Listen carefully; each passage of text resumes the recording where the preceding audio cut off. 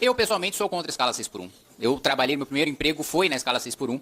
E ainda morando em Santo André e trabalhando em Interlagos. Quem é de São Paulo sabe a saga que é de fazer isso, umas 4 horas de condução. Agora, é absolutamente justo que o trabalhador tenha tempo para lazer, para a família, para os seus estudos. É bom para ele, é bom para sua família. Agora, o que essa PEC mudaria, essa PEC, caso aprovada, mudaria no meu primeiro emprego? Absolutamente nada. Porque foi um emprego informal. Como da maioria esmagadora dos trabalhadores brasileiros ou são informais ou são PJ. Essa PEC não acaba com a escala 6 por 1. Só joga quem trabalha na escala 6 por 1 e vai continuar trabalhando nessa escala na informalidade. O que de fato melhoraria a vida do trabalhador na ponta? O que de fato faria com que a população trabalhasse menos, ganhasse mais, tivesse mais poder de compra? Era, dentre outras coisas, cortar imposto. Era fazer com que o cidadão tivesse mais poder de compra, que aí sim, ele poderia trabalhar menos e comprar mais, e ter mais produtividade, e viver melhor. Só que essa discussão ninguém quer ter, que é a discussão difícil. Por quê? Para cortar imposto precisa cortar gasto. Me chamou bastante atenção, presidente, que vários parlamentares da extrema-direita do PL vociferam contra a escala 6 por 1 através das redes sociais e nas entrevistas, mas hoje sumiram absolutamente todos. Chegaram a apresentar um kit de obstrução para que fosse retirado de pauta, para que tivesse adiamento de discussão, mas na hora de vir aqui, colocar a cara a tapa, explicar para a sociedade brasileira o seu ponto de vista, somem. São muito covardes. E são covardes, deputado Reginaldo, porque não fazem a menor ideia do que é a vida de um trabalhador que acorda muito cedo e vai dormir muito tarde e vive num regime de escala 6 por 1. Eu vi o governador Zema, do seu estado, dizendo que é um absurdo o fim da escala 6 por 1, de que seria uma pauta demagógica, mas o mesmo Zema nunca trabalhou na vida, é rico, é herdeiro de uma rede varejista e que explora milhares de trabalhadores justamente nessa escala desumana. O Nicolas Ferreira, que estava também nas redes sociais falando contra o fim da escala 6 por 1, vocês acham que esse homem já trabalhou alguma vez na vida, com todo respeito ao Nicolas Ferreira? Mas assim, ficou influencer desde muito novo, depois virou vereador, depois deputado, não sabe o que é trabalhar. Então é muito fácil vir aqui dizer que é a favor dessa escala desumana. E aí eu vejo o Kim Kataguiri, que diz que tem coragem de defender a posição dele. Agora, coragem para apresentar a carteira de trabalho assinada com a escala 6 por 1, para dizer por que ele é contra o fim dessa escala, ele não tem.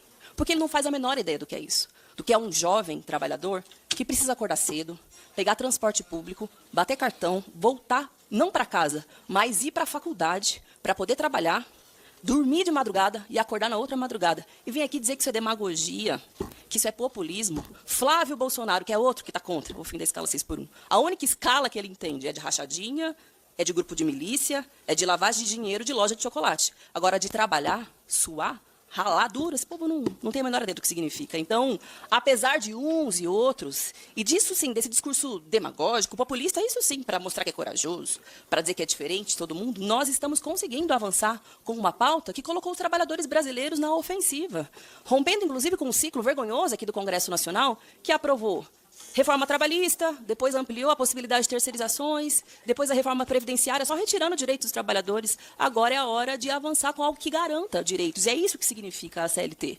proteção de direitos trabalhistas, e é isso que nós podemos avançar no dia de hoje, né, a partir da aprovação da admissibilidade. Então, acho que vai ser uma derrota fundamental que o povo brasileiro vai imprimir sobre a extrema-direita e sobre sujeitos que não fazem a menor ideia do que é. Que é fake news, mas foi uma reportagem ampla da Folha de São Paulo, que teria tido acesso aí ao plano de governo, o plano econômico, né, que prevê congelar ganhos de aposentados, congelar gastos sociais. No entanto, tudo isso que está sendo tramado tem que ficar escondido dos eleitores, porque se aparecer, tira voto. Né? Aí, como apareceu, o Flávio Bolsonaro já fez uma postagem dizendo que é fake news. Né? Eu acredito que seja verdade, viu, Daiane, porque realmente é o sonho dos liberais acabar com o reajuste do ganho real das aposentadorias, corrigir só pela inflação. É o plano do mercado financeiro para garantir o pagamento da taxa de juros. Né? Cômico, para não dizer trágico, né? O Flávio Bolsonaro de falar que alguma coisa é fake news. Eles que são os propagadores das fake news instituíram isso como política, né? De atuação política dentro do parlamento. A Bia aqui se subiu na tribuna para defender que se possa mentir, né? O direito de mentir. O plano não é novidade para o nosso campo, a gente sempre tem dito isso aqui, qual é o objetivo real, né? O discurso fica pautado muito nas questões de costume, nas questões de segurança, justamente para ofuscar essas pautas que devem ser debatidas e aprofundadas. Ali é que está o real comando do governo, né? As direções que vão ter esses governos. O plano prevê eles chamam de economia, né? Mas é um corte de 1 trilhão e tanto dentro dessa perspectiva na Previdência. A gente está falando dos aposentados que eles fizeram a CPI do INSS virar um desmonte justamente porque tirava dos aposentados, pois a política que o Flávio pretende fazer é justamente tirar até 1 trilhão e tanto da Previdência, assistência social, enfim, benefícios, né, programas de benefícios, para quem no momento de dificuldade precisa, fica doente, tem um acidente, a assistência social e os programas de assistência social, como Bolsa Família e outros, que as pessoas recorrem, é disso que se trata esse montante tão grande de cortes. Mas há direção também naquilo que eles tentaram fazer ao longo do governo Bolsonaro e também tentam fazer agora, via medidas no Congresso, que é cortar investimentos da saúde, da educação, né? O plano de privatizar o SUS, vamos dizer assim, eles tentaram fazer durante o governo Bolsonaro, só não conseguiram porque veio a pandemia e o SUS ganhou maior relevância diante das necessidades que a população, principalmente a população mais vulnerável, tinha. Então, o espaço para fazer o desmonte do SUS e privatizar a saúde não foi possível justamente por conta da pandemia e, em cima disso, as resistências que foram sendo construídas a partir daquele momento, demonstrando a importância desse SUS. Esse SUS que é modelo para o mundo inteiro, para os Estados Unidos, para o México, e muita gente querendo copiar esse sistema tão atacado aqui no país, e esse é o trajeto do plano real de governo do Flávio Bolsonaro, do clã Bolsonaro, da direita brasileira, né? Isso não é uma novidade, mas é bom que se explicite isso. Era como, eu vejo a mesma tática do Tarcísio aqui em São Paulo, né? Escondeu, aí quando era questionado sobre, por exemplo, a privatização da Sabesp, dizia, não, vamos ver, não é bem assim, a gente vai pensar. Quando assumiu o governo, e num toque de caixa rápido no final do ano, implementou e conseguiu privatizar a Sabesp. Flávio Bolsonaro está enfrentando o dilema de todos os candidatos neoliberais, né? Os candidatos neoliberais, eles têm um programa impopular, então eles não podem apresentar o programa, eles têm que esconder. E aí, por isso que eles começaram a perder eleições. O Lula ganhou uma, ganhou duas, a Dilma ganhou uma, ganhou a segunda. Aí eles inventaram o Bolsonaro, porque o Bolsonaro ele tinha uma saída para os neoliberais, que era o seguinte, em vez de apresentar o programa econômico, ele falava que ia acabar com o kit gay, que ia fuzilar a petralhada, que ia fazer coisas desse tipo. E o Flávio, ele está se apresentando como Bolsonaro moderado. Soltou até um vídeo, a mulher dele dizendo que ela conseguiu moderar, o Flávio conseguiu educar, colocar uma certa educação, porque na família Bolsonaro as coisas são mais difíceis, né? Então tá aí, quer dizer, aí como é que faz? Quer dizer, como é que faz para apresentar o posto Ipiranga, o plano econômico? É uma situação difícil, né? Porque o povo brasileiro já testou o posto Ipiranga com o próprio Jair Bolsonaro. O grande mistério dessa eleição é qual é o programa econômico do Flávio Bolsonaro.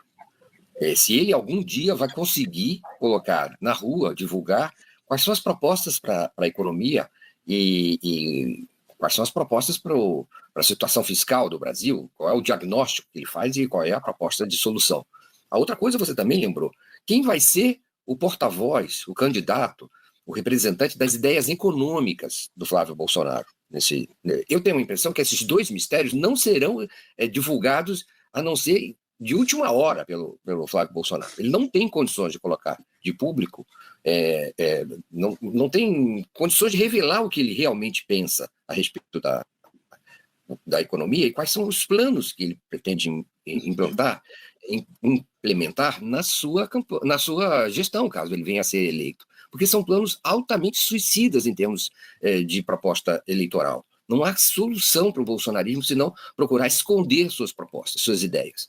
Então, que são essas ideias trazidas pela Daiane, não é? Quer dizer, justamente atacar a Previdência, atacar o ajuste dos aposentados, atacar o benefício de prestação continuada, as receitas e as vinculações da saúde e da educação, enfim, atacar aqueles programas que beneficiam os pobres, não é? E que colocam uma ênfase na carga fiscal sobre os ricos.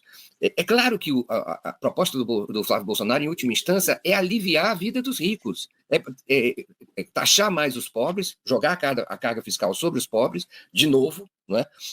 Reinstituir, não é, os impostos sobre aqueles que ganham menos, especialmente o imposto de renda, e aliviar a carga que aumentou e que passou a ser significativa sobre aqueles que ganham mais, né, aqueles que ganham mais de R$600 mil ao ano no Brasil. É esse o plano secreto, mas eles não podem divulgar isso, porque isso significa fracasso na eleição, mais uma vez. E, então, esse é o grande mistério desse processo eleitoral. E quer saber o quê? Eu tenho a impressão de que a grande mídia, a mídia hegemônica, a mídia neoliberal concorda com as ideias do Flávio Bolsonaro,